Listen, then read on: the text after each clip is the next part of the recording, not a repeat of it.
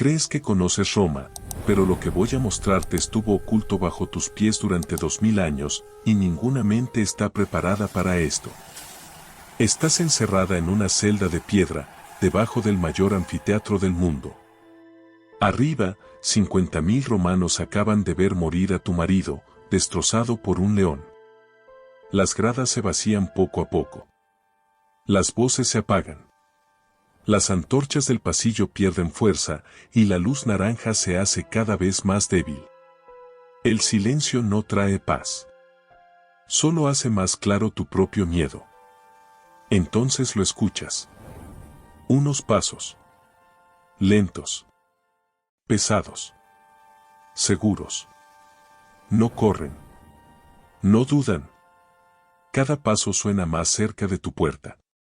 Una sombra llena la entrada de la celda. Es el gladiador que sobrevivió a la masacre de hoy. Su pecho está cubierto de sangre que no es suya. Un guardia mete la llave en el hierro. El candado se abre con un golpe seco. El gladiador no pregunta nada. Solo levanta la mano y te señala a ti. Esto no es un crimen. No es un accidente. En Roma, esto es normal. Y lo más oscuro es que esta solo es la primera puerta. Roma tenía muchas más, cada una más negra que la anterior. Roma no ocultaba la oscuridad, la convertía en regla. La celda aún huele a hierro y miedo. El gladiador sigue frente a ti, tranquilo, como si todo formara parte de un protocolo antiguo. Y lo era. Porque en Roma, nada de esto sucedía por accidente. Había un sistema detrás de cada puerta abierta y cada vida arrebatada. Ese sistema tenía un nombre que casi nunca aparece en los libros: Victoria Carnalis. La victoria carnal. Así llamaban a la recompensa que recibían los gladiadores después de un día de sangre. Las mujeres capturadas en guerra se entregaban como si fueran parte del pago. Sin emoción. Sin vergüenza. Marcial, Séneca y otros lo escribieron con frialdad, como si describieran una tarea administrativa. El mismo pueblo que levantó acueductos perfectos y caminos eternos, también perfeccionó la industria del abuso, organizada con precisión romana. Todo estaba registrado. Todo estaba previsto. Nada quedaba fuera de la maquinaria del imperio. Y las pruebas siguen bajo la arena: pasillos estrechos, anillos de hierro, paredes marcadas por manos que nunca debieron estar allí. Pero para entender cómo nació esta máquina, debemos retroceder hasta el primer eslabón de su cadena. Roma no conquistaba tierras, procesaba personas. La máquina que llamaban Victoria Carnalis no empezaba bajo el Coliseo. Su primer movimiento ocurría mucho antes, en cada territorio que Roma aplastaba. Cuando caía una región, Galia, Judea, Britania, no era solo una victoria militar. Era el inicio de una línea de producción humana. Los hombres jóvenes eran ejecutados o enviados a morir en las minas. Los niños se vendían en mercados lejanos, separados para siempre de sus familias. Y las mujeres, ellas recibían la marca más fría del imperio: captiva. Ese término lo cambiaba todo. En los registros del Estado, dejaban de ser personas. Pasaban a ser objetos. La misma categoría legal que una mesa, un caballo o una herramienta rota. Si alguien las golpeaba, las usaba o las destruía, no era un delito. Porque, para Roma, no se puede cometer un crimen contra una cosa. Y esta idea no se quedaba en los documentos. Roma la convertía en espectáculo. La ley deshumanizaba, la arena lo celebraba. Juntos, creaban un mensaje imposible de olvidar para los pueblos conquistados: esto es lo que somos. Esto es lo que ustedes son. Pero al llegar el mediodía, cuando los nobles iban a almorzar, Roma mostraba su rostro más verdadero. Cuando el público comía, Roma mataba. La deshumanización no terminaba en las leyes ni en las cadenas. Seguía en la arena, justo cuando el sol caía sobre la arena blanca y los nobles se levantaban para almorzar. Ese era el momento en que Roma mostraba su verdadera alma. A esta parte del día la llamaban charadas fatales. Eran obras de teatro donde los actores no actuaban, morían. Un prisionero disfrazado de Orfeo era obligado a tocar una lira mientras soltaba un oso hambriento. La música no podía salvarlo. El animal lo despedazaba delante de miles de espectadores que comían dátiles y pan con miel como si miraran un juego. Pero lo peor era la escena de Pasífae. Una mujer obligada a representar el mito, una ejecución disfrazada de espectáculo. Un horror tan grande que ninguna escuela lo menciona, aunque los romanos lo imprimían en anuncios y lo comentaban sin vergüenza. Senadores, comerciantes, familias enteras, llevaban a sus hijos a ver estas muertes como parte de una educación normal. La crueldad no era un secreto. Era cultura. Era costumbre. Era Roma. Y la misma maquinaria que preparaba estas muertes, también preparaba los cuartos ocultos bajo la arena. La arena premiaba la sangre, con más sangre. Las mismas manos que preparaban las charadas mortales también movían otra parte del sistema. Una parte aún más oscura. Porque Roma no solo usaba la arena para matar. También la usaba para controlar a los hombres más peligrosos del imperio. Los gladiadores vivían en una contradicción imposible, eran esclavos sin derechos, pero al mismo tiempo estrellas admiradas. Su sudor se recogía en frascos y se vendía como cosmético. Las mujeres nobles pagaban fortunas solo por verlos de cerca. Pero Roma tenía miedo de ellos. Después de la rebelión de Espartaco, cuando un grupo de gladiadores casi derrumbó el imperio, ese miedo se volvió permanente. Así que Roma creó un equilibrio frío, castigos brutales y recompensas que tocaban sus instintos más básicos. La más siniestra de todas era una sola, acceso a las mujeres captivas que esperaban bajo la arena. Era la recompensa natural, la que se daba sin ceremonias, sin emoción. Los escritores romanos la mencionan como quien describe una herramienta o un impuesto. Para ellos, era normal. Para las mujeres, era una condena. Pero lo que ocurría bajo la arena no era desorden ni improvisación. Tenía planos.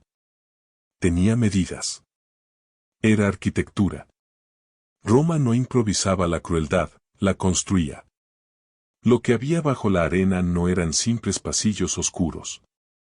Eran espacios diseñados, pensados con la misma precisión con la que Roma levantaba templos y acueductos. Las cámaras subterráneas seguían un patrón frío y calculado. Bancos de piedra colocados a una altura exacta, como si cada cuerpo tuviera un lugar asignado. Anillos de hierro fijados al suelo y a la altura de la cintura, creados para un solo propósito. Puertas gruesas que solo podían cerrarse desde afuera, nunca desde dentro. En varias paredes aparecían marcas de uñas, líneas caóticas que el tiempo no pudo borrar. Marcas hechas por manos que ya sabían que nadie iba a escucharlas. Y entre esas sombras, el rastro más humano de todos, grafitis escritos por las captivas, a veces en latín torpe, a veces en lenguas que Roma no se molestó en entender. Algunas dejaban solo un nombre. Otras una frase corta, el último eco de una vida perdida, yo fui madre, y ya no soy nada. Cada piedra contaba una historia que Roma jamás quiso registrar en sus libros oficiales. Pero lo más terrible no era la habitación. Era el camino que llevaba hasta ella, un camino que ninguna mujer elegía. Estas mujeres no caían en manos de Roma. Roma las entregaba. El camino hacia esas cámaras no empezaba bajo el Coliseo. Empezaba muy lejos, en aldeas que ardían sin aviso, en noches donde las familias eran separadas en cuestión de minutos. Los soldados romanos entraban como tormenta, los hombres jóvenes morían o eran enviados a minas, los niños se subastaban a comerciantes, y las mujeres, ellas eran marcadas como captiva. Desde ese instante dejaban de ser hijas, madres o esposas. Se convertían en inventario. Caminaban encadenadas durante semanas, cruzando bosques, ríos y desiertos. Cada una recibía un número y un origen frío, germánica, británica, partica. Nombres de tierras, no de personas. Cuando por fin llegaban a la arena, no encontraban descanso. Encontraban espera. Una espera que era un tormento. Oían el rugido del público sobre ellas, carcajadas, gritos, el sonido del metal chocando en combate. Sabían que arriba morían hombres y abajo esperaban ellas, sin salida posible. No había rescate. No había negociación. No había vuelta. Para sus pueblos, simplemente desaparecían. Para Roma, solo cambiaban de categoría. Pero incluso un imperio tan perfecto en su crueldad, a veces dejaba ver la grieta detrás de su máscara. Las captivas desaparecían en los túneles, lejos de la mirada pública. Pero hubo un momento extraño, casi accidental, en el que algunas mujeres llegaron al centro de todo, la arena misma. Eran las gladiatrices. Pocas, excepcionales, pero reales. Su presencia sacudía algo profundo en la identidad romana. Las mujeres no debían luchar, no debían empuñar armas, no debían ocupar un espacio reservado para la sangre y el honor masculino. Por eso cuando aparecieron, Roma no supo cómo reaccionar. El poeta Juvenal se burló de las nobles que entrenaban con espada, describiéndolas con desprecio, como si fueran una ofensa al orden natural. Y en los Juegos de Antioquía, todo se rompió por completo, los romanos no vieron guerreras, vieron un espectáculo sexual. Convirtieron el combate en burla, en objeto, en ruido vulgar. El emperador Severo no prohibió a las gladiatrices por humanidad. No lo hizo para protegerlas. Lo hizo porque la risa y el morbo del público ensuciaban la imagen solemne del imperio. Roma no quería mujeres luchando donde todos pudieran verlas. Prefería guardarlas donde nadie preguntara. Porque sacarlas de la arena no las salvó, solo las devolvió a la oscuridad donde Roma hacía lo que nunca admitió en voz alta. Roma no terminó el sistema, lo enterró más hondo. Cuando las gladiatrices desaparecieron de la arena, Roma no cambió. Solo volvió a hacer lo que mejor sabía, ocultar la oscuridad donde nadie pudiera verla. Con el paso de los años llegó el cristianismo. Llegaron nuevos templos, nuevos sermones, nuevas promesas de piedad. Pero en la arena, todo siguió igual. Los combates continuaban, los animales morían, los cuerpos caían en la arena como siempre. Hasta que un día, un monje llamado Telémaco saltó al combate para detener una pelea. El público, furioso por perder su espectáculo, lo mató allí mismo. Solo entonces el emperador Honorio prohibió los combates entre gladiadores. Pero prohibir la lucha no destruyó la maquinaria. Los túneles seguían ahí. Las cámaras seguían ahí. Las cadenas seguían ahí. La infraestructura que mantenía a las captivas no desapareció. Porque el sistema nunca dependió de la moral, dependía del poder. Siguió funcionando mientras Roma tuvo guerras, soldados y enemigos que capturar. No se detuvo por compasión. Se detuvo porque el imperio se derrumbó, porque ya no había ejércitos ni prisioneras para alimentar la máquina. Y aún hoy, a pesar de siglos de silencio, las piedras siguen hablando. Los imperios no borran sus crímenes, los esconden a la vista de todos. Hoy, miles de turistas caminan por el Coliseo sin imaginar lo que pisan.